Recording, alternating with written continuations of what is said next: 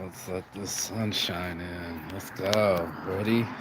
Who's ready for some morning motivation? Let's get it. Boom, baby, boom. Rise and shine. It's your morning motivation time. I'm your host with the most, Marky Saint. And every morning I get up and I'm blessed to live my life. And today is no different. We're going to get into it, shall we? I wanted to be here in the sun. Let me pull this table closer to me here. There we go. Get all the kids' super soakers and this whole kid area. It's gonna let some sunshine in on your boy Saint, cause that's what makes me feel good is the sunshine shining cowboy, baby. Yeah, I can smell the man from a mile away. Narrow, narrow, narrow. Welcome.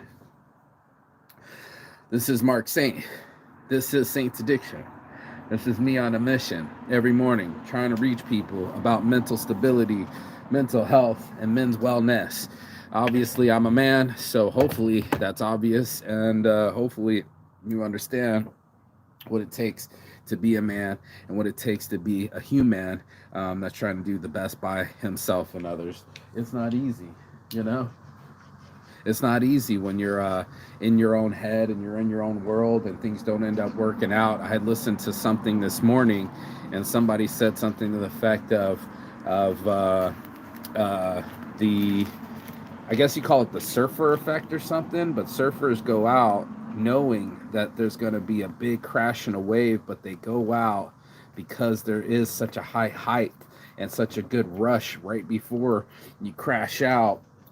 There's a rush of adrenaline and really good feelings to catch the wave, and that you know that you're going to end up getting smashed by the wave. It becomes a thing that you have to ask yourself in life. Are you the person that just only gets addicted to the high highs, like the girls were talking about, where you get addicted to dopamine and you don't appreciate the nice guy because he doesn't give you any excitement?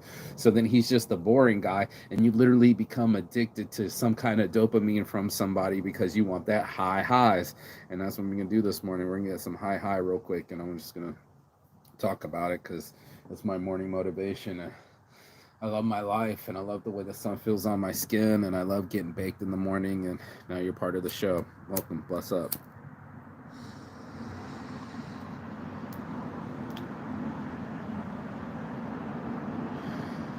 Yeah, I get stuck on the low lows. There's no doubt that I get high highs.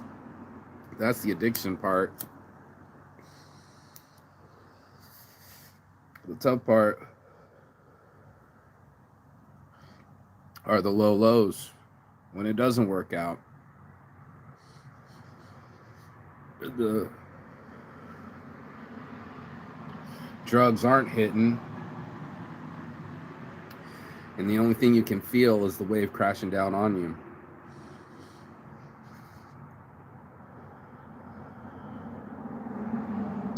I think we all know how that feels.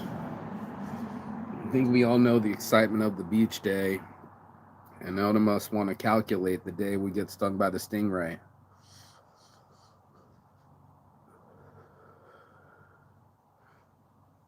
I named it Saint's Addiction because my last name was Saint, but I had all these addictions. I was always still looking for something else, still trying to reach that high moment. I'd go on a cruise, and it wasn't enough to be on a cruise. I needed booze. I get in love. It's not enough to be in love. I want more love. I'd have food. Guess what? Need more food. And I guess that's the journey of a surfer is you're going to need another wave. You're going to need another chance to feel super high. And that's what I felt like I was doing. I was hitting a super high trajectory and then shot right out of the sky by a random rocket called a woman.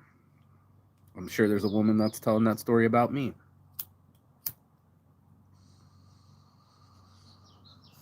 And unfortunately, those are sad stories to tell. And for some reason, I was saying when I was going walking, seems to be the only thing that my mind wants to hold on to is what big crash I hit, but not the wave that I was surfing before it hit. And that's when it starts to tick, it starts to really get at you when you know that you used to be high. And then there comes the low.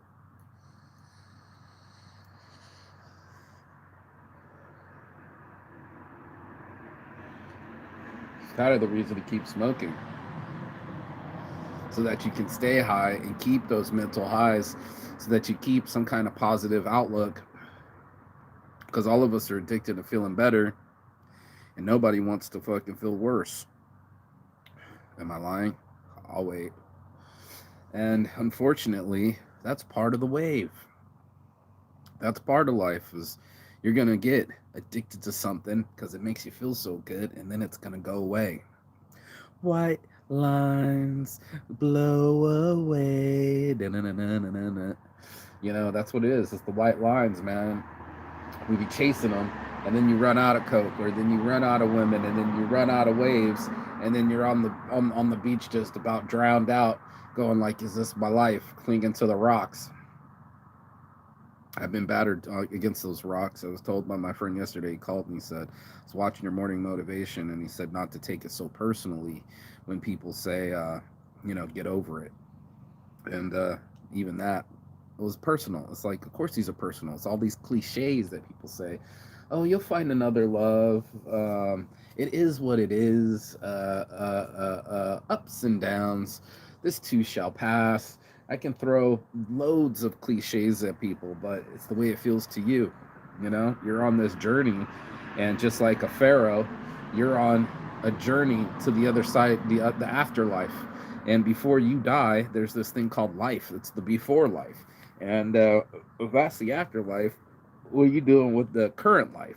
Yeah, and keep talking to myself and saying I can unlock myself. I don't have to just sit around. I can grab my laptop and design something new. I can go to these events tomorrow and make shirts and do the best by me and be in the public and get my designs out there and sell some shirts and continue my fashion worldwide.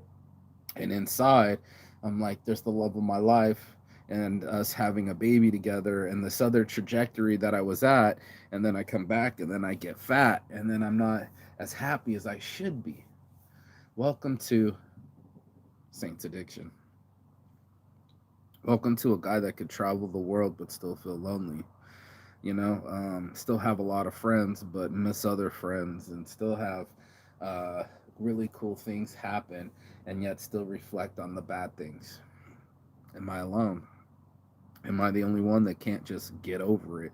And knowing that even if you tell somebody that, it doesn't work for them as much as they're trying to get you to get with it, you're like, that don't even work for you.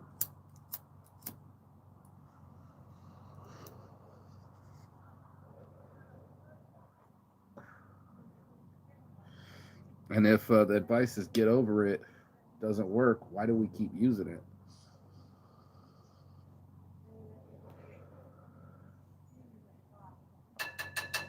Why do we keep telling people to get over something that we can't even get over?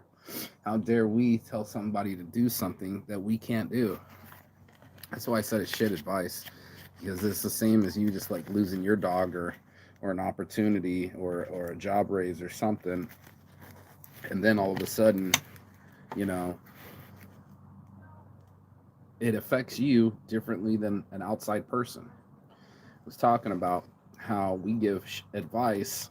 Humans are great at giving advice as long as our emotions aren't in on it. And I was talking because I was saying that I forget the name of that movie, but there's a movie where the kids were in control of these. I think it's called In Games, and it had like Harrison Ford in it or something. And they put these kids through these really tough tests, and these kids end up doing this battle, and to win the test they sacrificed a whole ship full of people because they thought it was just a test. They wanted to beat these aliens, and they used the kids to beat the aliens, and turns out those were real people on that ship. It wasn't just a test. Just like your life, it's really not a test, it's really happening.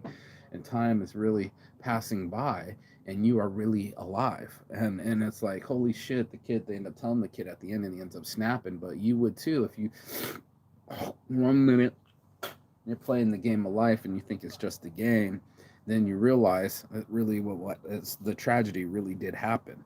You know, you really did lose your dog, you really did lose the love of your life, you really did lose at something. And welcome to life. I look around and you look at human beings and you can't tell what they've been through. And like my buddy said yesterday, he had a girl come to the tattoo shop and she started to cry. She had a daughter that killed herself at 12, started doing drugs at 10, and no one saw it coming, or wait, 12 to 14, or something like that. Really young to have your kid try drugs and within 2 years kill themselves. And she's over there, he's not on a tattoo table. Ooh, that's a psychology table. He's not a tattoo artist, he's a psychologist. And you think people are just getting tattoos. No, they're documenting memories. And this is what I've been thinking, is like these kind of things are the real part of it. You know, the real deal in the holy field is the other side of the story. You know, we all got a story to tell, and you think most people just had regular lives. I see this family wake up and everybody's just two boys and a girl, little kids waking up, and they let them watch cartoons, eat their food, and go to school. You know, that's their life. You know, they don't have that many tragedies yet. And then you become older and you become a whole amalgamation of tragedies and successes. You become a person that could tell a really good story and a person that could tell a really sad story. And then this is that all our stories? Is all of our stories this just rocky mountain climb? Kind of like I was talking about, like, is this journey that I'm on, going to all my friends' different houses, am I, for the rest of this journey, it's only been what, 1 or 2 months, is the rest of it going to be the same type of level of tragedy? Is the rest of it going to be that level of challenge? And I think everybody has to face it eventually, that there will be great waves to surf, and horrible crashes befalling us after we've surfed. And is it worth to keep surfing, right? You know, to keep getting up to these high highs, knowing that there's going to be a low, and to handle the lows as well as we handle the highs. And that's the thing that I keep battling in my mind. I'm here in this fresh air and beautiful weather, and different mentality. And from my buddy's perspective, he said, you're doing the best thing you can for your mind, is to travel and get out of your head. How about all the people that have to still go to work and go through the tragedy? I think of my friend Daniela, got sent home from work because she just broke down and started to cry. Sure, you can show up to work, but if you're going through a divorce, what good are you even sitting there at the computer? Would you be better off sitting with your friends at sushi lunch and actually having a laugh and getting your mind right? And that's the thing that I wanted to do, is just get my mind right. And unfortunately, my mind's so broken, it keeps going back to what was lost and what I can't undo, and what's already befallen me, and still live in this in the past. The South will rise again. You know, I once was up, but now I'm down. And how do I turn my frown upside down? How do I turn it back into a smile, top teeth and all? How do I make myself smile instead of crawl? And that's where I live, dude. You know, I live in the world like you do, where I got to get my mind to work for me. I got to get it to work for me instead of against me. Same as my body, same as my will and my soul, to get it to keep expressing itself and keep creating and keep staying the course to my dreams, and say, you know, that's what I always wanted. You said you wanted to travel the world. You said you wanted a worldwide fashion brand. You said you were going to sell shirts to make it, you know, income while you travel. And here's my time to do it. Tomorrow we have the La Lola Jam, and my friends will be performing, and he'll be wearing my shirt doing it. And he hooked me up with a place to sell the shirts, and one of these, the roller is going to be there too, the Eurovision winner. So there might be 5,000 people at this event. guess who's ready to reap the benefits? Your boy Marky saying, we're gonna go get the shirts, we're gonna go get the iron, we're gonna go get the ironing board. We got some shit to put together, make some shirts real quick, give them out to my friends. I have a couple shirts to go to some people that I love already, and then I think I'm down to like about 40 shirts, and about 40 times 20 at the zero, that could be 800 euros in one night. Boom, baby, boom. Holler at your boy.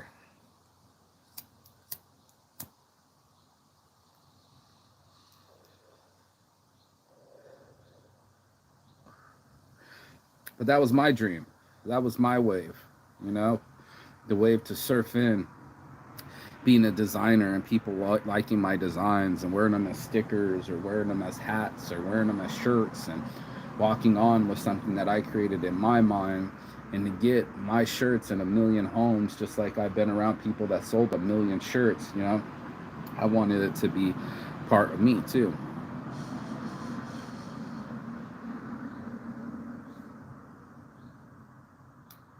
I wanted me to go into perpetuity. It's kind of the whole point of building legacy and having children, is that your story goes on. It doesn't just end. Your story becomes a part of someone else's story, and they become your children. And these children, they absorb the time and they absorb you, because eventually they're going to be a version of you. And that's what I was kind of most looking forward to, as a baby just like me, with long eyelashes and dark hair and a mole too, and just to continue on into the future. I thought that was the trajectory. Lo and behold, I got shot out of the sky. My anger taught me a different lie. It taught me that force might makes right, and it turns out it turns people off. And as many people as I scared away, like I was reading today, and some people said my toxic trait is to isolate, and my love language is touch. So it becomes a conundrum that you want to be touched, but you're isolated yourself, so there's no one around to touch you, so you make yourself even more lonelier, and you don't help yourself at all. Here's the question of it all: to help yourself, asking for friends, they're going to just tell you to get over it in the end, right? There's no psychologists. They're just people, and they can't be regulated to have a certain comment on command, like, hey, I need some advice, and they're like, get over it.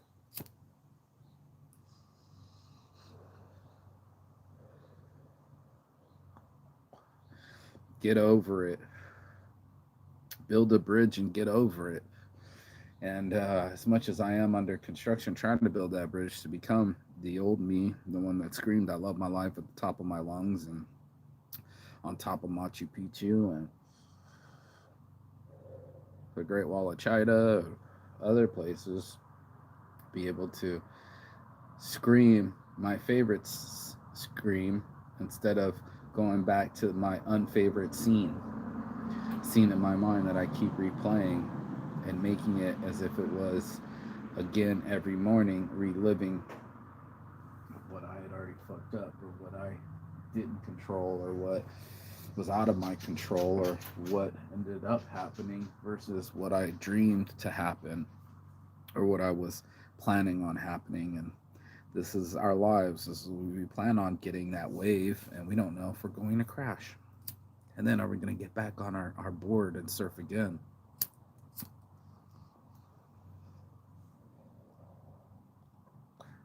Yesterday, I jumped in the water. You're like, big deal. Yeah, no, it was cold outside already. And we went into the sauna, and we jumped into the ocean.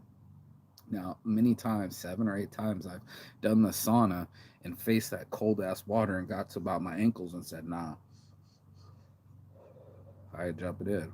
That's crazy. My muscles are going to lock up. I'm going to drown. Fear thoughts, assuming the worst, and letting it control me.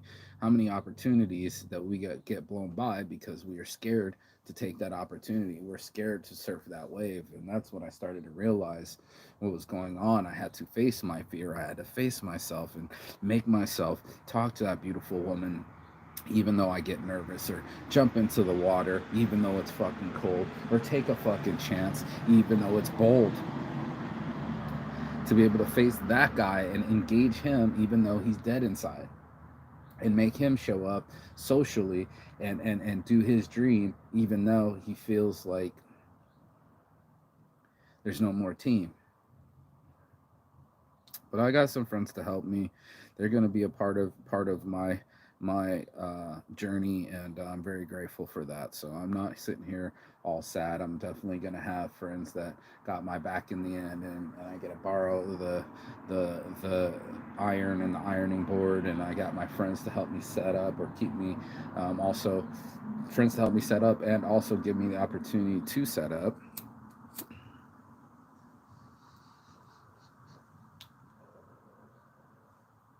Take a chance, be bold, transform myself, make myself into a metamorphosis of the person that I want to be instead of the person that I feel like inside. And that's what we're doing. We're making the most out of the waves, man. You know, I don't know if you can feel that, but making the most out of the wave. It's kind of like playing the hand that you were dealt. You know, I always say, play the cards that you were dealt. You know, and you might get a shit hand, but don't muck your life because you got a shit hand. Mulligan the shot and reshoot. Take a shot. Take a shot at the grocery store. Not just say hi, but ask for phone numbers. Take a shot at touching someone and feeling what it feels like to be next to someone again. Taking a shot at putting my designs out there and letting the public see them and judge them and vote on them with their wallets. You know, take a shot at meeting someone else and moving on instead of holding on to someone that won't even fucking call me or text me or email me. Find a way to find someone that really loves me enough that they want to see a version of me come into reality as a baby, and to build a family and to build a legacy and to do the work that it takes. I'm over here doing the work that it takes, man. I'm not just saying, oh, I want a worldwide fashion brand and someone bought my shirt in Finland. No, there's about 10, 12 hoes over here in Finland wearing my shit and wearing my shirts, wearing my designs, wearing something that I created. And that's what it's all about. You know, it's about doing those things that enlighten me and grow me as a human being. And that were my goals, and something to make myself feel better than something to destroy myself and hurt my growth and hurt my ability to heal myself. And that weird that we kind of stunt the things that'll heal us. You know, it's like the best thing we could do for Daniela yesterday was to talk with her and sit with her and eat a meal, or the day before yesterday, and I didn't do a morning motivation yesterday. Get our minds off the track that it's on, you know, to reset that train and lift that whole caboose and put it on a whole new train track that's pointing forward instead of stuck on the track that it's on. I don't know how many of us play our tape top till the tape pops, you know, and we just keep playing the same song over and over and over again until the tape breaks. And that's what I feel like I've been doing. I've just been playing the same scenario over and over again, and it's made me pop. It's made my mind pop of just that scenario has happened. It's been 2 years, and people are like, what? And I'm like, yeah, bro, it's been 2 years and I'm still reeling, and it might take me another 2 years, and then I'll be 45, and then I'll be middle aged, and then what'll happen, you know? And I start going down these rabbit holes of what'll happen instead of making it happen, instead of actually going, okay, well, this is happening next. I'm gonna get back on this board and I'm gonna go into this wave. I don't care how hard the weather is. I'm gonna take a chance. I'm gonna take a shot.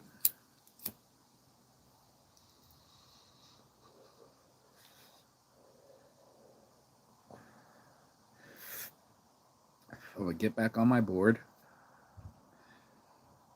I'm gonna get unboard. And whenever I'm bored, engage myself so that I do something with myself.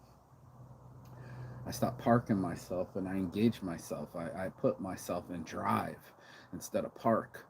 And definitely not going in reverse. There's nothing there for me.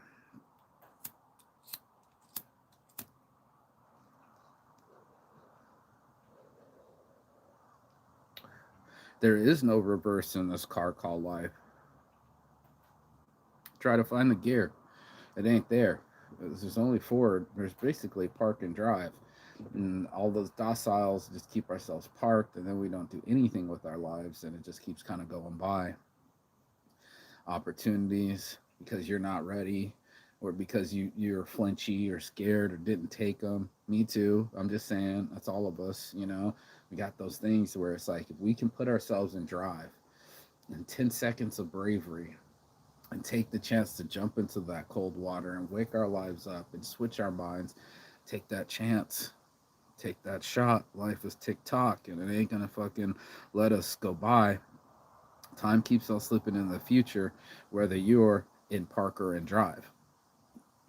And I want to be in drive. I want to drive myself into the future and drive myself into the part where my best days are still ahead of me, and these beautiful days that I didn't even see are on their way if I let it be, if I let myself stay in the sunshine and stay at the gym and stay on my diet and stay in that frame of mind instead of running to these other scenarios where I just sit and then I'm on my phone and then I feel alone and then I feel jealous and then I feel underachieving instead of actually going out to give myself an opportunity to achieve, to make my dreams come true, to see a goal come to fruition, to make my dreams a reality, to make my designs go worldwide, and the people that I've never met before yet to meet are starting to wear things that I made, and watch me hand make it for them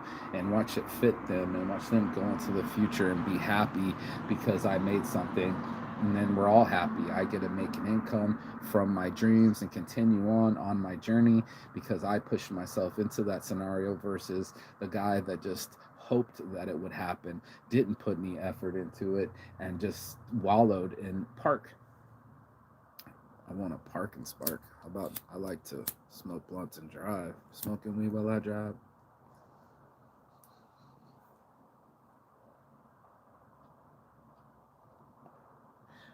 And that's the part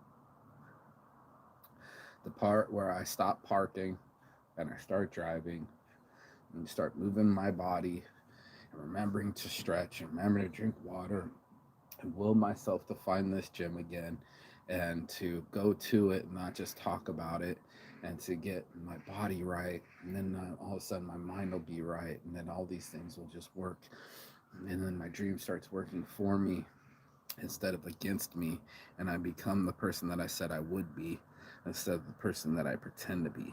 And that's what it's all about, is actually actualizing your happiness and feeling it and absorbing it, even knowing that the next wave we can't predict, but it's the whole part of being alive and having the water on your skin and the sunshine on your body, and that you are actually having any sensation at all versus being in the hospital and the days are over and now you can't go do anything that you want to do anymore. So I'm gonna go live while I'm alive. I'm gonna go chase my goals. I'm gonna go take my chances. I'm gonna look foolish to the crowd, but I'm also going to be living my dream. And it might look foolish to somebody else, but for me, it makes me happy, and that's what this whole journey was about: is to heal myself so that I can find my happy again. And only you can choose your next chapter. So I highly, highly suggest that you sit and say, what's the version of me on the other side of this, on the other side of the river Styx? What do I look like after I swam through hell to get to heaven, to get to my light and my shine in that drive?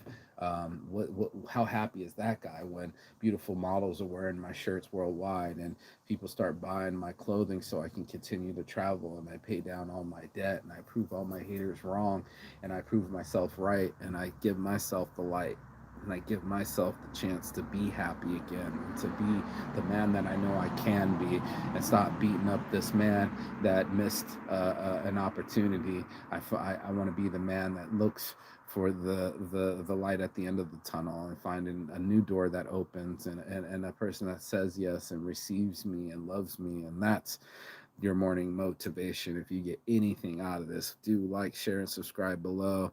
Peace and love. And as always, Chigathon. That means goodbye, but not forever in Finnish. And I will see you on the other side as soon as you like, share, and subscribe. And I'd love to see everybody on the other side of who they can be versus who they are now. That's what the other side means to me. I hope you have a blessed day and see life like the sea. Chigathon. Peace.